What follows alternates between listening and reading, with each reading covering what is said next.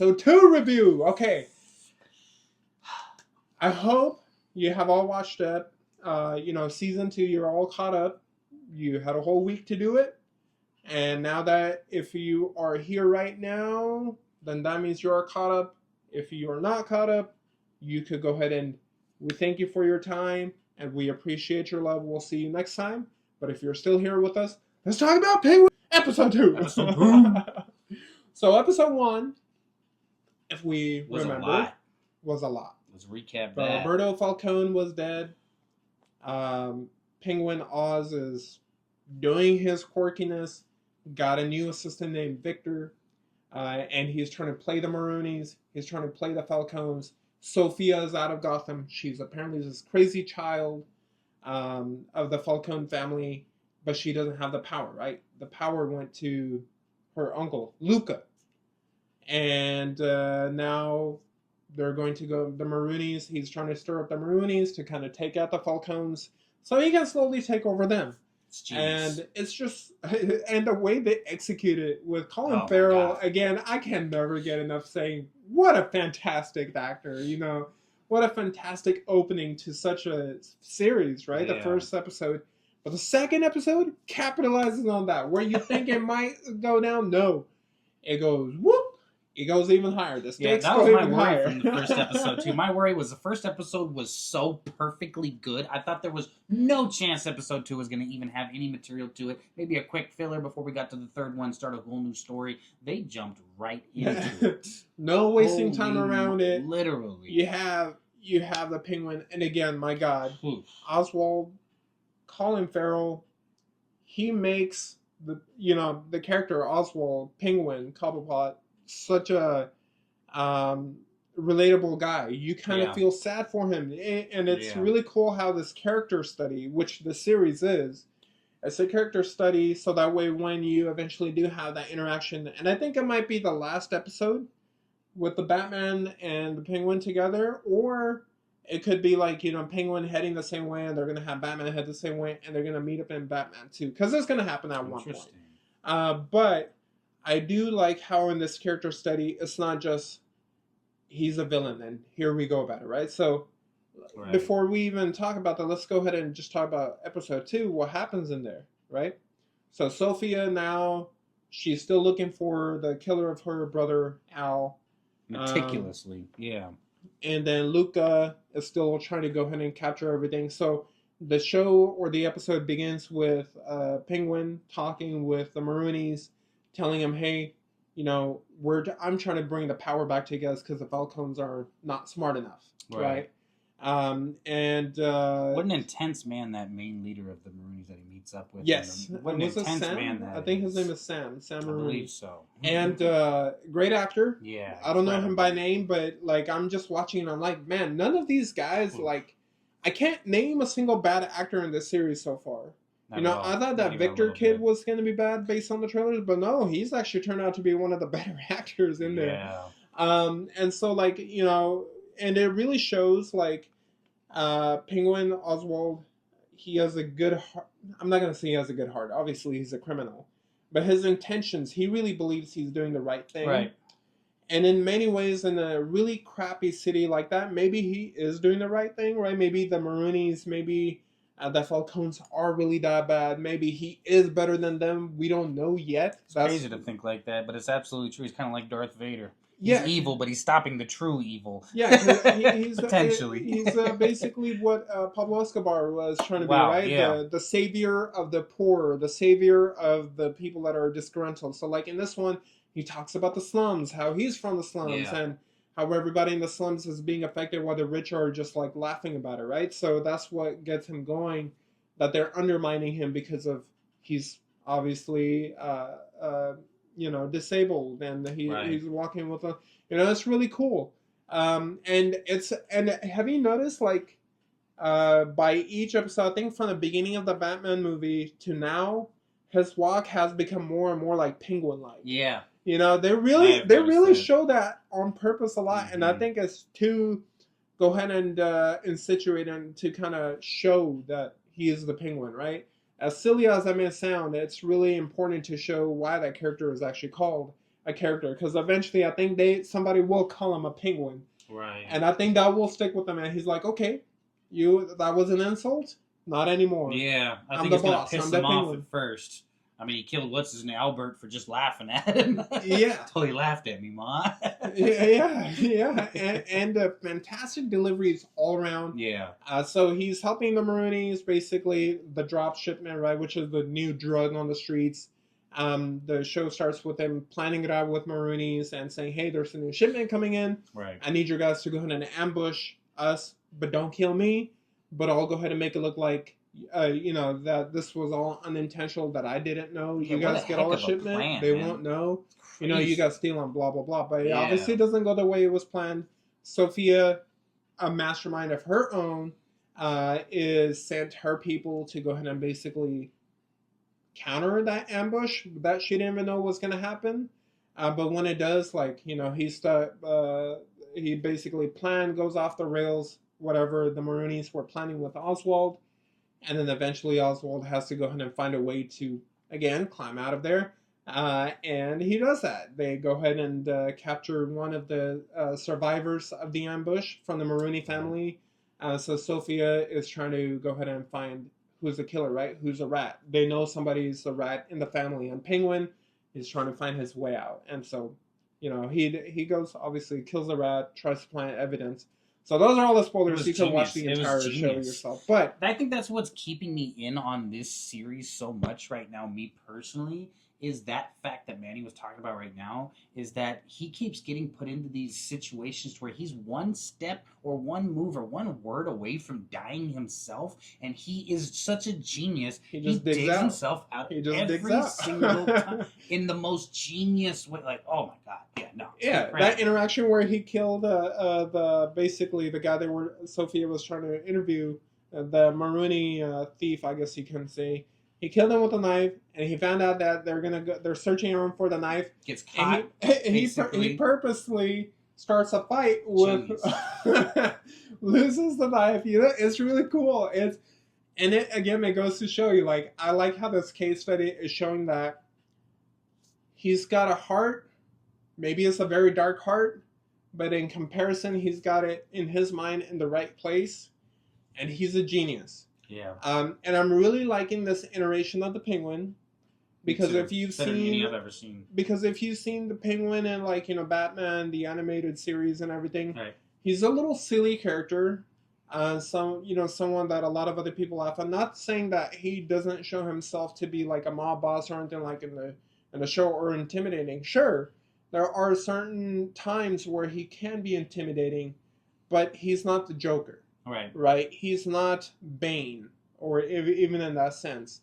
But in here, this Penguin, is legit scary. Imagine living in Gotham. What he's doing and what he can become is legit kind of scary. I would not want to run into that man on a freaking bad road. Yeah, because he's got no heart, right? He's just like, you did me wrong. I think you did me wrong. Remember, he was going to help out the guy for Maroonies, and then he's like, oh, I couldn't plant the jewels. I'm sorry. No, we all gotta survive. Bam! We all gotta take sacrifices. We all make sacrifices. Oh my god! No sympathy, no empathy in his kills whatsoever. Literally, just all about, I'm gonna take the power, but I'm gonna do it for my mom. Right? That's his justification there. Yeah, and it's meticulous. It's not psychopathic. He's not enjoying having to kill the guy, but he knows what he's got to do, and he does it. He has no heart.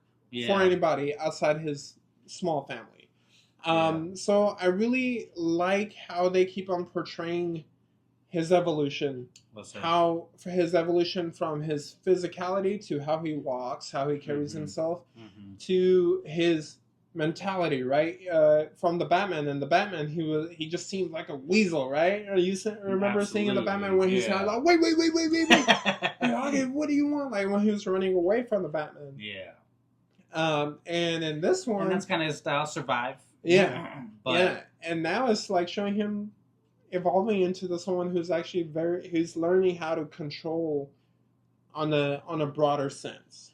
Well said. And speaking of evolution, I'm curious to see the character development of Victor, Because Yes. on this last episode, I actually saw something that kind of stuck out to me a little bit. As they were leaving one of the projects that they had just finished, they're walking by this pole, and you see Victor look, and he's Yes. looking, and there's like a missing persons. I couldn't really tell which one it was, or if it was him that was on there. Excuse me.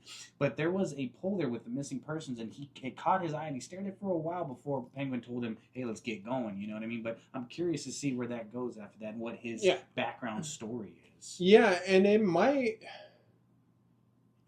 go to some type of betrayal. Ooh, to be honest, that'd be like, super interesting. I mean, I could see it going either way. I could Yeah. see him becoming Penguin's right hand man, like in a bigger like a father bigger role. figure. Yeah, or it can go in a different sense to where he's just using the Penguin himself to go ahead and get some time where he could go ahead and outplay the Penguin, get him, in trouble in one way or another, and then be really just be looking for someone that's missing, as you're saying. So it can go either way. It's totally true, because Penguin did find him stealing from his car, so the kid is a thief at the end of the day. So we don't know what he seems like a sweet person, but you never know when it comes to this storyline. No, in a world of crime, man, if you've killed someone as sweet as you can be, it goes out the door. So, but yeah, so episode 2, as a critic, again, we're going to look at the acting, which was phenomenal.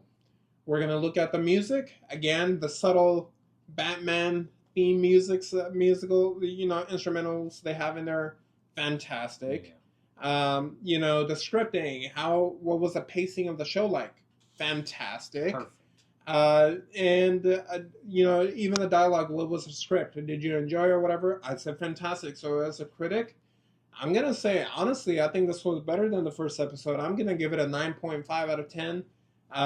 The only thing I can actually really think of, I don't know, I can't give it 10 out of 10 because I've seen as a critic, I can't give it as a 10 out of 10 because I've seen shows and movies that were better, and I still wouldn't give them a 10 out of 10 because they lacked something. So that, out of respect for other things, I think I'll keep this at 9.5 out of 10.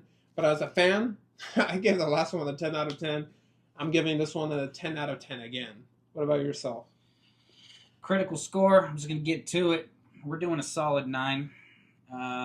It beat my expectations. Obviously, if you guys saw the review last time, I was a little weary because the first one was so perfectly put together. It was like a movie on its own. They could have sold me that, and I would have bought it, and I would have been fine with it. And then I see episode 2, and it just hits the core of my spine with the intensity of the sister, the intensity of the Penguin, the family, how there's just this constant power struggle. Exactly, power struggle that you can see constantly going on. And as you see, spoiler with episode 2 at the end, how they're basically got Sophia the F out of there. So that's going to be, I'm so ready for episode 3. So I'm ready for episode 3. Definitely give it a 9. As a person, personally, as a fan score, I'm giving it obviously a 10 out of 10 because it beat all expectations out of the water. So thank you, Warner Brothers, and Matt Reeves for making this universe happen. Yeah. And thank you, James Gunn and everyone, for keeping this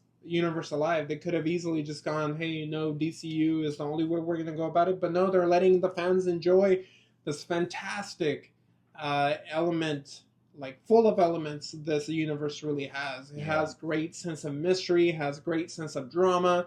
Even at times, it has great sense of humor. Very dark sense of humor, but great humor. Has me laughing.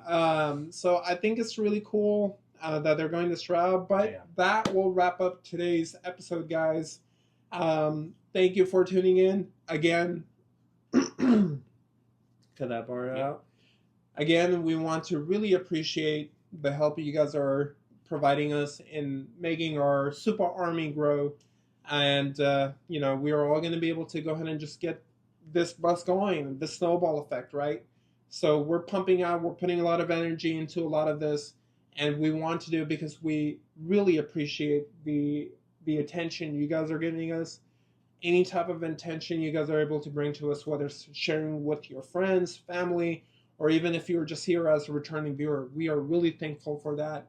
And again, leave us any comments. We just had, last week was our best view week. Right? Absolutely. And obviously we've had certain weeks where Maybe one video had a much higher viewer rating than the others, but this was our first week consistently where I think almost every video, we did a vlog. If you guys haven't seen the vlog of our Comic-Con visit, you guys are more than welcome. Yeah, you got to check it out because we had a great time. Manny's wearing swords. He's got shields on. We're checking out the Star Trek buddies. We saw a little bit of everything. It was incredible. You guys got to check it out. Yeah, it was awesome, and it supports like the small business vendors. Exactly. It's not a San Diego Comic-Con. It's not a LA Comic-Con or whatever. But we can get there with you guys' help. Yeah, and in the future, we want to be able to go ahead and make more vlogs at bigger Comic-Cons, and we want to be able to do it with you guys. Once, maybe we'll even be meeting up in the future when it comes to those type of Comic-Con events. We would love to do that. Make sure he wears a cape. Nah. Hey, you know what? Like, what? Maybe we'll start doing like a superhero capes. That would be really cool. Like, we'll actually print out like a red cape and then put the superhero logo that you guys have seen. Genius. We'll have it on the back, and then we'll bring like 50 of them. We'll bring like 50 of them, and then and those are big dreams. Obviously, those big dreams don't happen unless you guys help us achieve them. And we have no doubt that you guys are trying to do that. You guys are watching our videos. You guys are sharing our videos. Up. Yes, sir. Providing us feedback. We can ask for anything better. And with that, we would like to go ahead and, as a superhero, to all the other superheroes, remember our main objective, guys. Stop the hate. Spread the love. And with that, have a great one.